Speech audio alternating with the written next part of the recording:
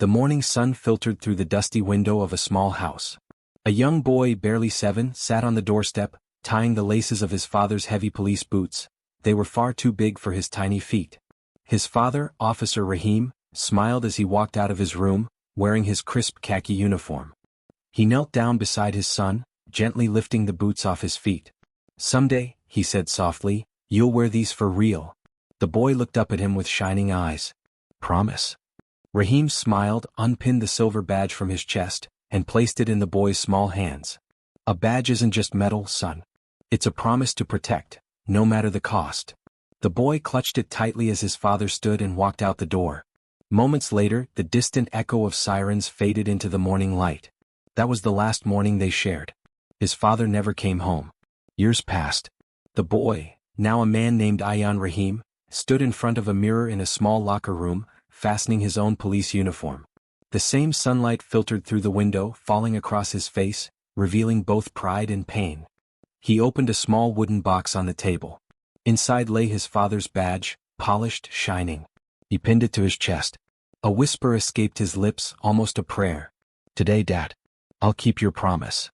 The police radio crackled suddenly. "Unit 7, officer down. Suspect armed near City Square." Without hesitation, Ayan grabbed his helmet and sprinted to his motorbike. The engine roared to life as he sped through narrow streets, wind whipping against his face. His heartbeat matched the sirens.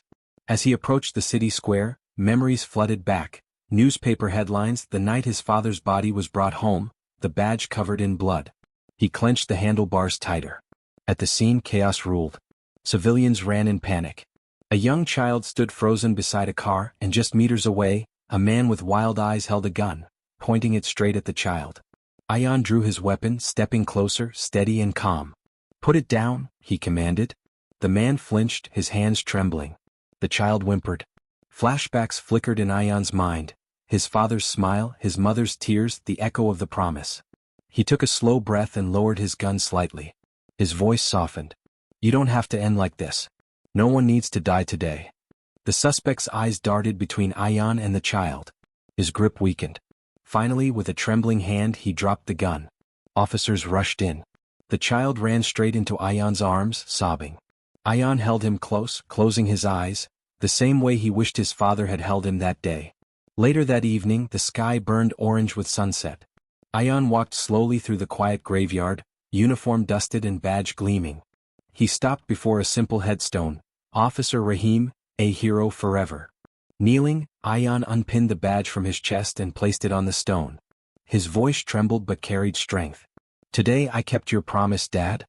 A gentle breeze moved through the trees, carrying the faint sound of a police siren in the distance. Like a heartbeat of the city, like his father's spirit still on duty.